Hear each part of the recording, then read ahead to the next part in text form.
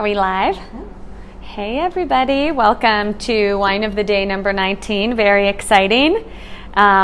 We just love doing these wines of the day because it's so much fun to try new wines and also open some favorites of ours too. We're kind of tasting one of my favorite reds, California reds today, one of my favorite producers. So I'm excited to share that with you guys. And it's really fun to do this also because this is kind of what we do anyway at Mrs. Wonderfuls. We're always opening wines, trying new wines. I'm always trying new things to put on the shelf or pour for a tasting. Tonight we have a tasting. This is one of the wines in my lineup tonight. If any of you are in the area in Polson, near Polson, and want to come in to taste a few wines, I have a Syrah from France, the Viognier from France, the last two wines that I opened for Wine of the Day, and then this wine tonight. So anyway, come in and taste some wine with me. Oh, we forgot the lights. Hit the lights. Let's see if that makes a difference. Look on the camera. Does it look better? Yeah, looks good. Okay, we got some lights for you guys. Awesome. Hopefully you guys can hear us okay. Is it what? Push the wine bottle back. Oh, okay. Can you guys see that? All right. Well, welcome. I'm here at Mrs. Wonderful's Cafe for Wine of the Day number 19. So let's talk about what we're tasting today. Okay, we're tasting a wine from the Withers Winery today, one of my favorite producers out of California. They also have our same winemaker for Ant Hill Farms in California. Love those wines too. I also carry that Pinot Noir here. They make absolutely amazingly delicious Pinot Noir out of the Sonoma area in, oh yeah, you guys need to see that. So that's Ant Hill Farms. That's one of the same winemaker, I think. I think different owners, same winemaker. I'll have to look that up, sorry.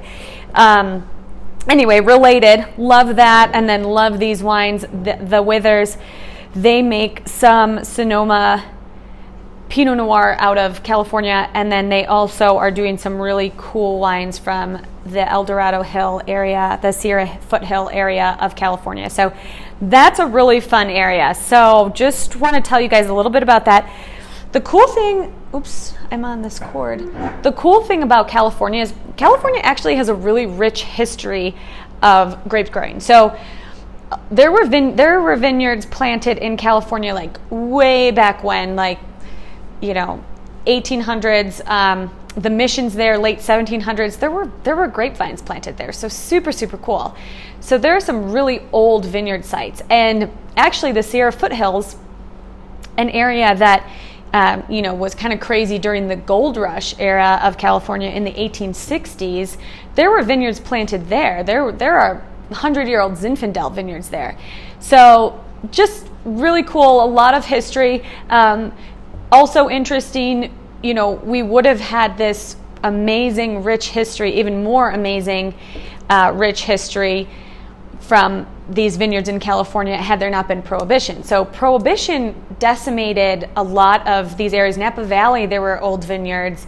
The Livermore area, Sierra Foothill area, actually there were lots and lots of vineyards in Southern California, 200 years ago. And so, but Prohibition, really, a lot of these vineyards were left abandoned during Prohibition, which was, I think, until 1933, I think, was when Prohibition ended.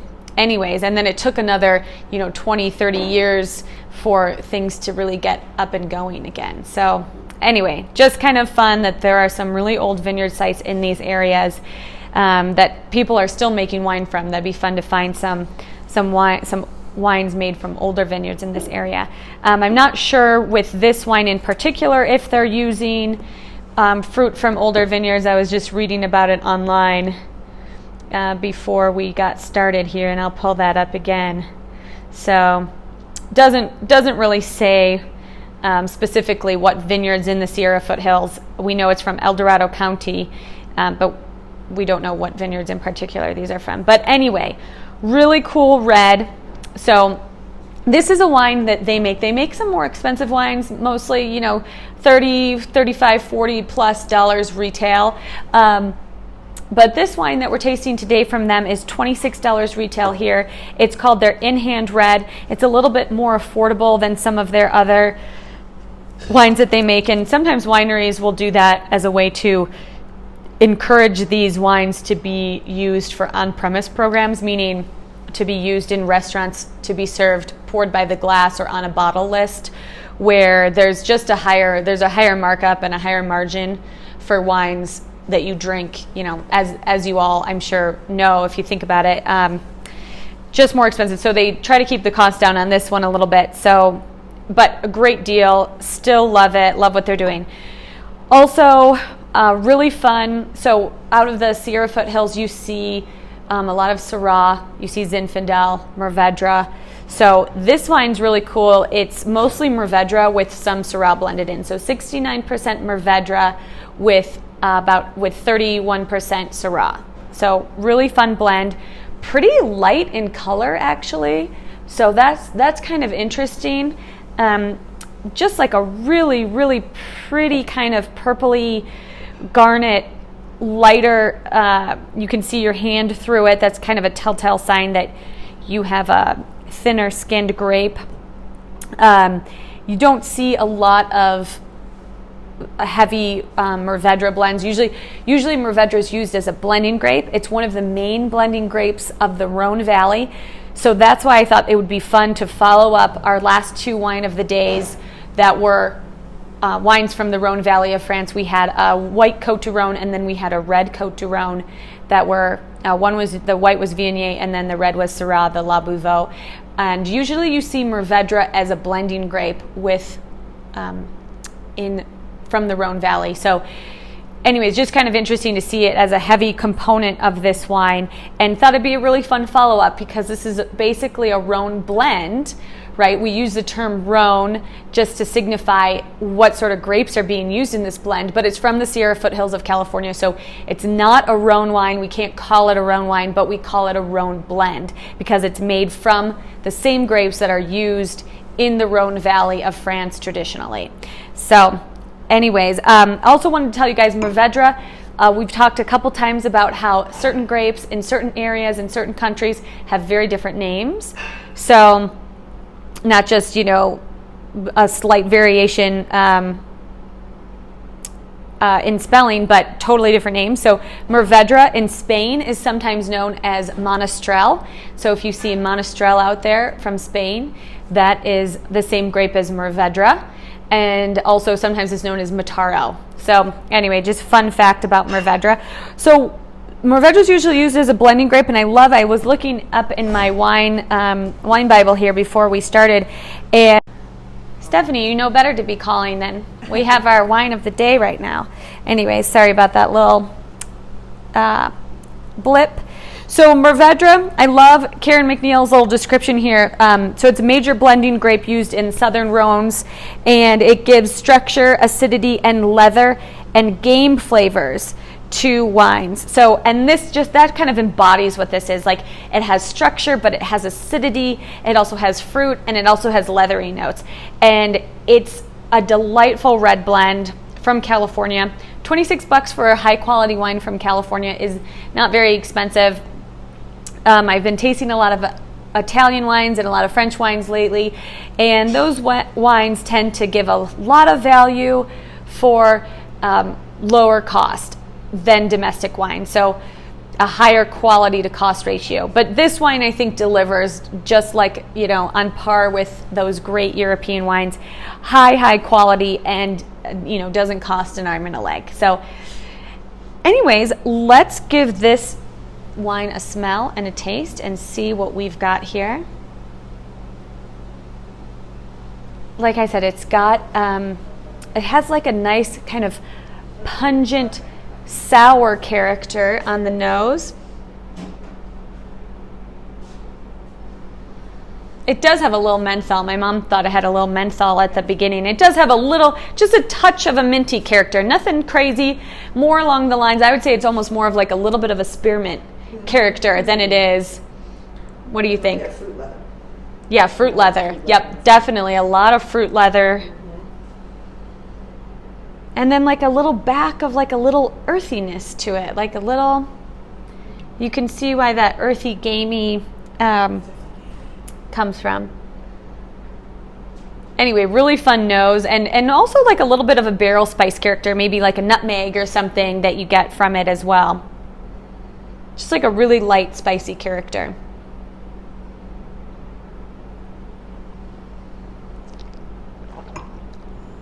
I should also say this wine, when we first opened it, it needed a little air. Now it's opening up. It was really reductive when we first opened it. A little bit of that matchstick character.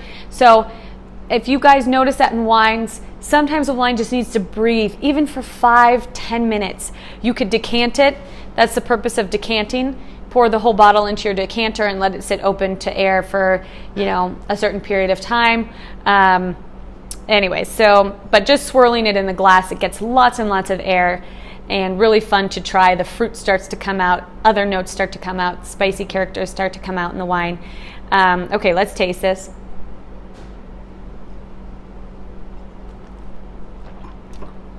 It lightens up a lot as it sits with air, which is kind of cool.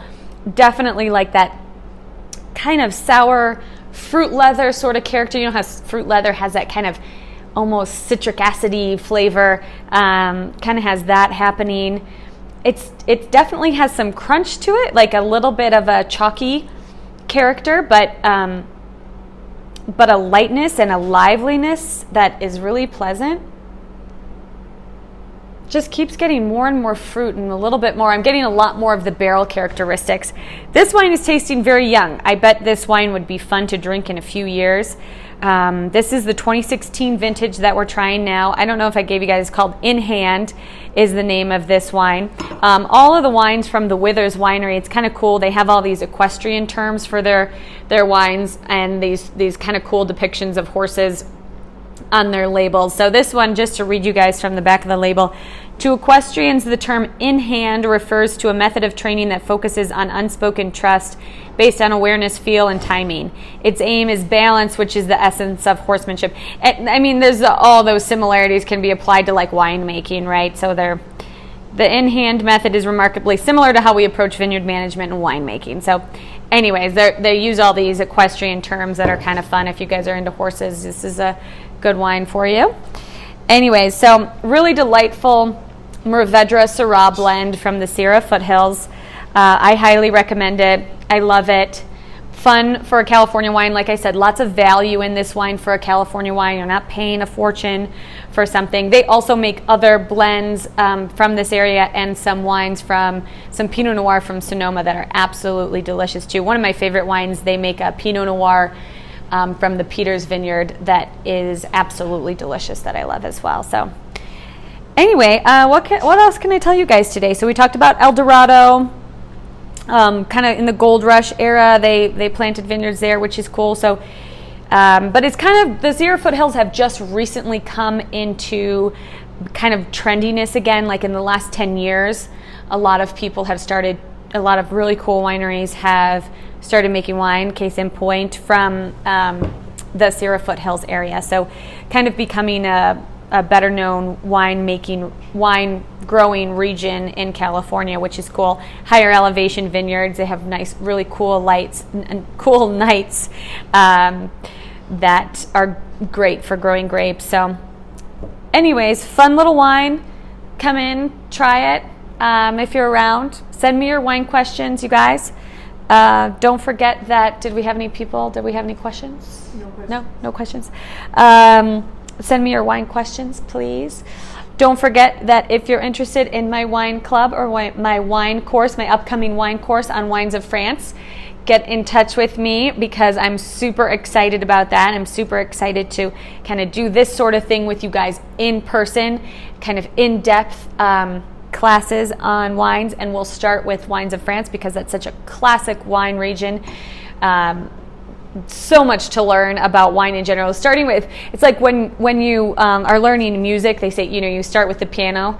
It's kind of like that, like starting with France, like that's going to give you an overview of like why in California, why do they grow Cabernet? Why do they grow Pinot Noir? Why do we drink Chardonnay? That's all related to the history of winemaking in France. So it's going to be really awesome and eye-opening if you guys want to start to learn a lot more about about wine. So it's a great place. Wines of France is a great place to start. So anyways, thanks for watching. Please like our videos, subscribe to our YouTube channel, Mrs. Wonderful. If you're interested in more videos, we're working on getting a lot of stuff posted there. So thanks for your patience. I know we've been saying for a couple weeks now, but we've posted a few things there, right, Mom? We've posted, yeah, we've posted several videos there. But yeah, we're working on. We've got a lot of technical things that we're figuring out. So anyways, you guys, thanks so much. I posted a picture of this guy already. So in hand, $26, delicious Mourvedre Syrah blend from California. Can you see it, Mom, on the screen? And check out these guys if you see them. If you see Anthill Farms or the Withers out there in a store, it's a little bit more money, but absolutely delicious wine. So, all right, hope you guys are having a fun evening and drinking some good wine at home. Let me know what you're drinking, and cheers. See you tomorrow.